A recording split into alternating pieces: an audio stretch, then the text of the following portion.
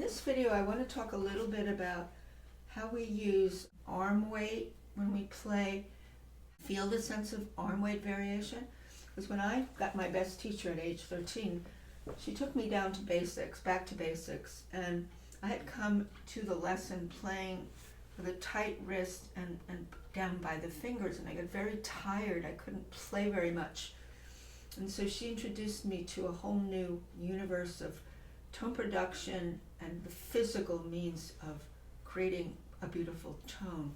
And I have one video where I'm just dropping notes in as if I, let's say, put my right arm over my left arm and I just let it hang and let gravity just let that right arm lean, so to speak, on the left arm and just let it go, so I'm not resisting anything, but just like I would be sitting on an armchair and having my arms draped over the arms of the armchair.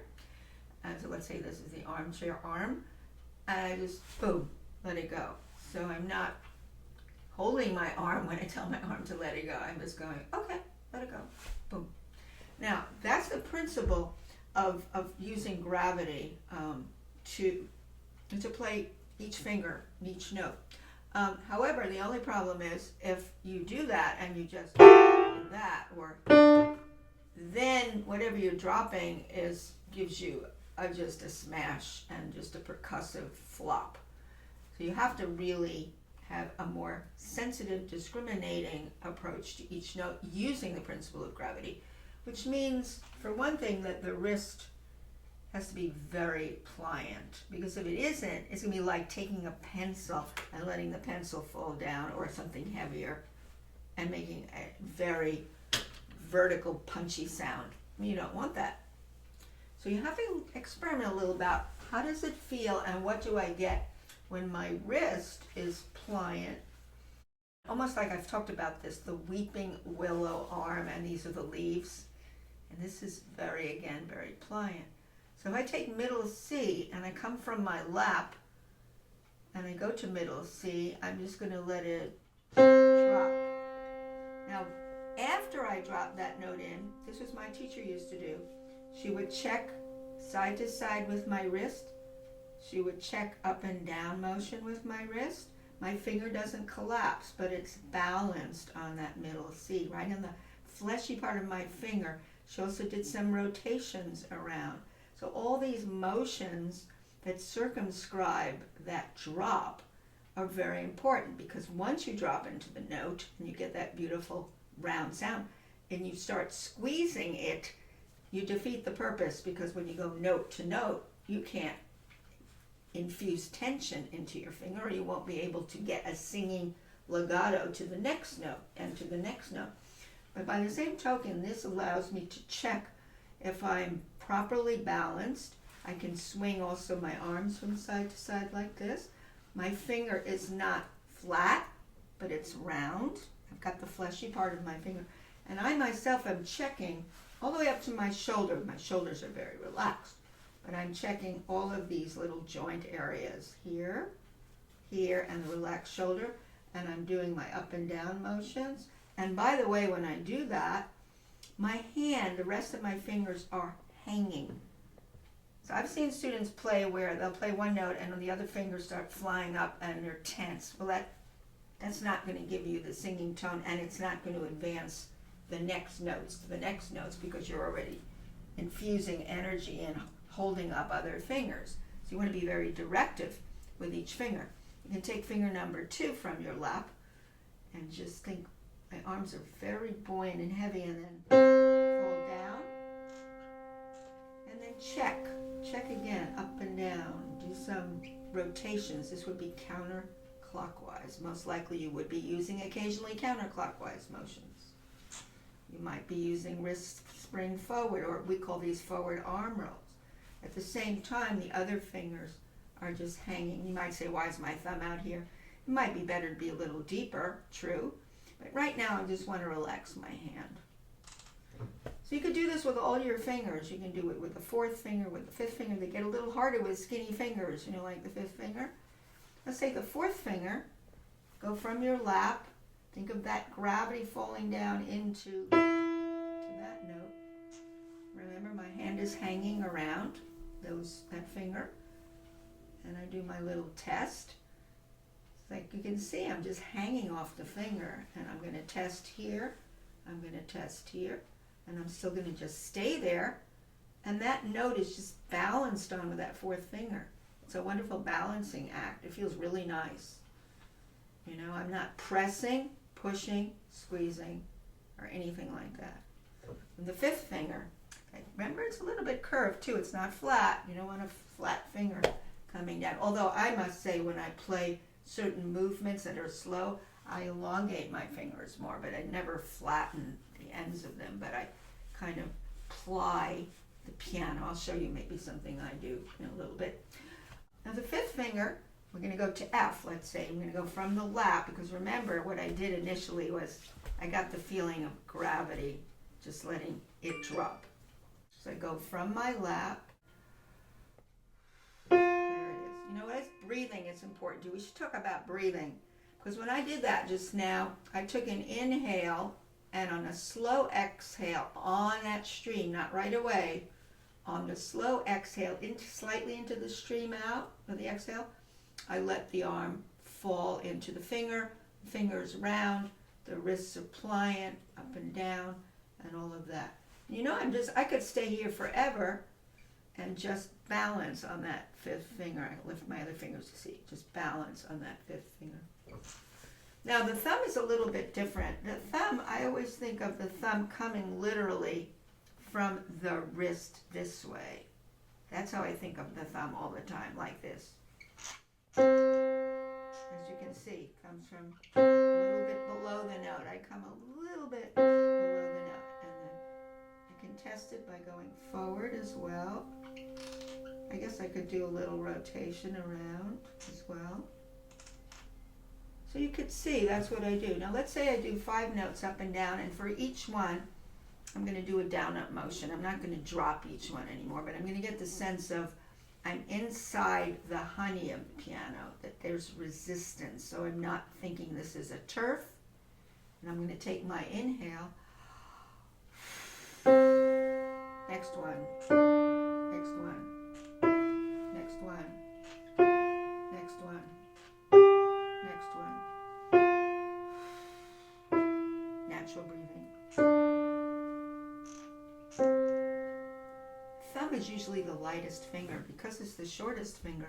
If you play it as deeply with as deep arm weight as the other fingers, it's going to jump out and it's going to create an interruptional accent. So I always tell students, fold in your thumbs when you're playing any passages. Fold in your thumbs. Okay, now I'm going to do a different kind of motion. I'm going to do eighth notes. Let's call those quarter notes. I'm going to think of, I'm sighing, so I'm going to lean a little with a little more arm weight on the first note. On the second note of each pair, I'm going to feel it's lightening a little bit. So I get this.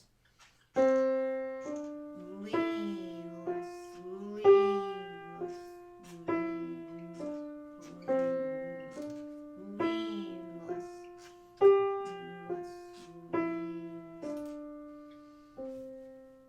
I always tell students, if you're going to play 5 notes up and down and you're coming to a cadence, the last note is the resting cadence note. And let's say we call it a whole note. I want to come in a little slower into that because my thumb comes in this way, so that it really, rhythmically, it feels like the color of that note is different than the 8th note pairs I just did, and you get the sense of melting beautifully into the final note. So you get this. Lean less, lean less, lean less, lean less. See, and I always have a follow-through motion too, so look. And then I get back to my boom, hanging arm. So this is the principle of arm weight, gravity, and so forth. You can do 2 hands, you can do the same thing in both hands. And when you start, let's say a 5-finger position like this, again, take an inhale, a natural inhale, and breathe out slowly. Because if you breathe out fast, you're defeating the whole idea of this relaxed stream of energy that's going through your arms. Lean less, lean less, lean.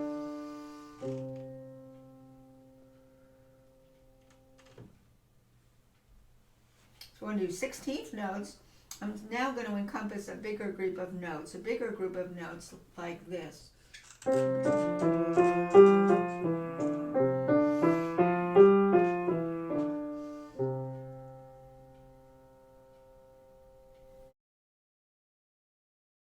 That's a really legato. I also say you want a really beautiful legato. You don't really want to feel that you have finger punctuated sounds, not articulated sounds.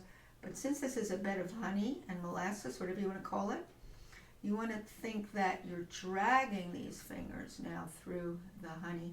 So you're just thinking drag from density to density to density. So you get this.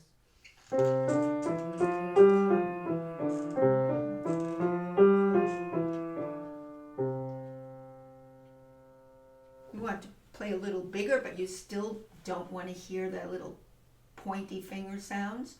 You just infuse more arm weight. That arm weight now is going to encompass a larger group of notes, like traction. So you get a little quicker.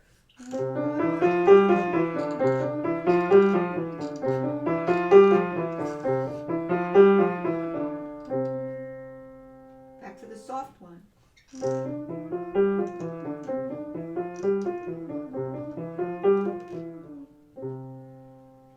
Still, you can see that what I infused into this as well was those very motions that give the flexibility to the notes I played, that I can go forward and back. I can do rotations when I need to, and that creates the shape of this as well, so you don't get that punchy sound. Again, more arm weight.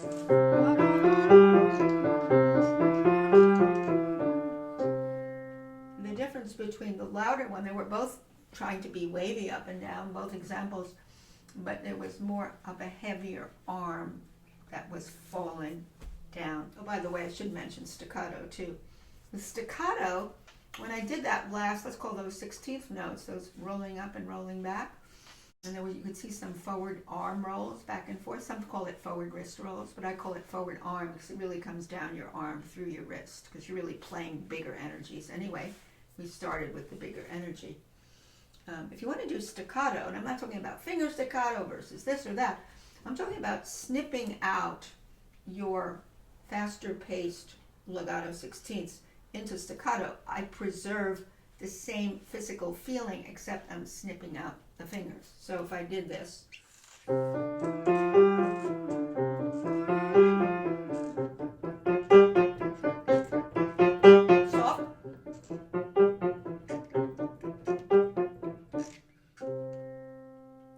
the exact same motions choreographically when I went into the staccato. The first staccato, I still did the same thing that you saw me do legato. But when I did it softer, I just used less arm weight. It just felt like my arms are lighter. They're just lighter. No, they're heavier. So you have to use a lot of imagination in terms of the physical part of piano playing. You have to imagine your heavier arms, and they have to be heavier. You have to be relaxed to access it, to access that. Now let's just say I'm just going to show you the first phrase of the second movement of Mozart's K545, where I do have varying degrees of arm weight and where I am grouping notes as well, like I grouped notes today. And I'm going to show you how I create the sort of nuances and the shapes and the ins and outs with uses of varying arm weight and also various forward rolls, and I think there may also be maybe not, a little rotation here. So let's see what happens. So let's say I just do the right hand first. I'm going to drop into that long note. Remember, when I drop, I can't just have my hands like that. I have to be very focused on the actual landing. What is the landing like? How pinpointed is the landing in terms of the hanging hand and also the dropping into this with the supple wrist? So that's what I'm going to do. 1 and 2 and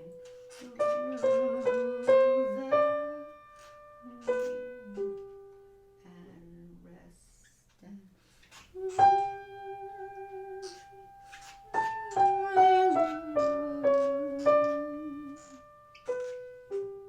so in order to do that, I'd have to have varying degrees of arm weight. Especially when I went from there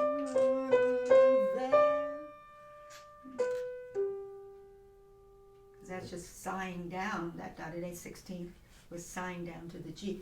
Already applying that to making a beautiful tone, having beautiful lines, not using pokey fingers, but dragging the fingers, feeling a sense of arm weight, feeling a sense of lifting the arm weight up a little, breathing. So it's all these components of creating a really beautiful tone. And the left hand, what I teach after I chord it, notice the supple wrist. So my arm weight is light here. It has to be light because I don't want to drown out the melody. This is accompaniment, really. So when I enter these notes, I have to have supple wrist. I'm always breathing. I'm very aware of breathing. You know, when I do that left hand, there's a tendency for students to really start again with the finger action up and down. And that's not going to give you that wavy bedding, that under bedding. And so you can get it this way. See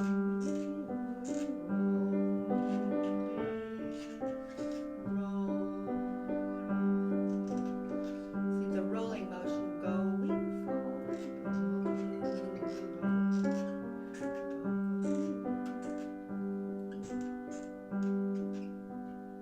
So you actually see me undulating forward and back. And again, there are these different motions in conjunction with arm weight that factor into a beautiful tone. Just giving you a little example of how we started with the drops of each finger, and then how we did twos, we did sighing pairs, and then we rolled into more groups, but we still had an awareness of the fundamental use of gravity, the fundamental various joints that have to be relaxed, and the energy coming down your arms, and learning how to vary as you play the weight changes.